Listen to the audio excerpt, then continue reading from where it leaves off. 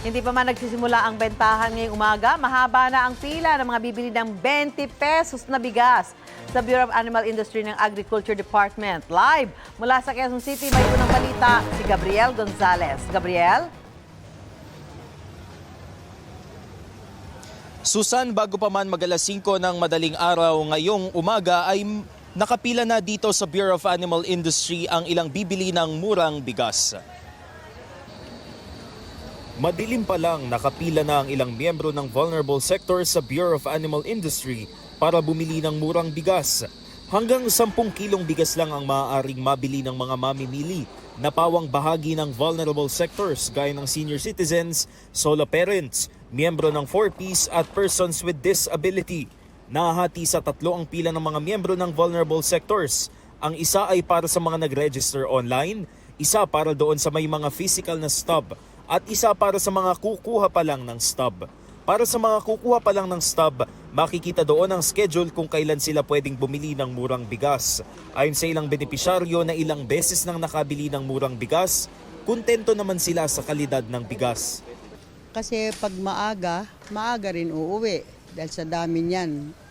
Sa dami niyan, lalo na ako, senior ako, kailangan maaga. Kasi maaga kami, siyempre kakain din kami ng bigas. Sa 20, okay na yan. Kasi yung iba, 50, di ba? Yung 30, pambili mo ng merienda yun. Ang ibang mamimili naman, sinasamantala rin ang bentahan ng murang sardinas.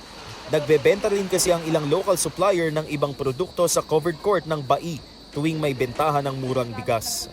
Masarap po yan pag alimbawang bagong saing, masarap. Tapos pag pwedeng pansangag, masarap. Lalong pansangag, masarap.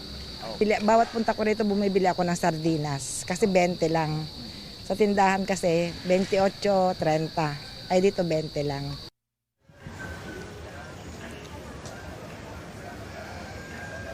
Susan, kung inyong makikita ay nagsisimula na yung bentahan ng murang bigas dito. Mabilis lang din yung proseso ng pagbili ng mga residente dito ng murang bigas. Pipila muna sila doon sa mga upuan at saka magbabayad doon sa cashier dito sa aking likuran ng hanggang 200 pesos kasi 20 pesos yung kada kilo ng bigas at hanggang 10 kilo lang. So 200 pesos yung ibinabayad nila dito sa cashier. Pagkatapos ay pupunta naman sila dito sa may table sa aking kanan para kunin na yung binili nilang bigas.